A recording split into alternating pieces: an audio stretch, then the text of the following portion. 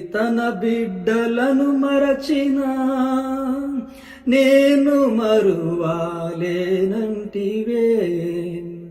నిత్య సుఖ శాంతియే నాకు నీదు కౌగిలిలో, నిత్య సుఖ శాంతియే నాకు నీది కౌగిలిలో.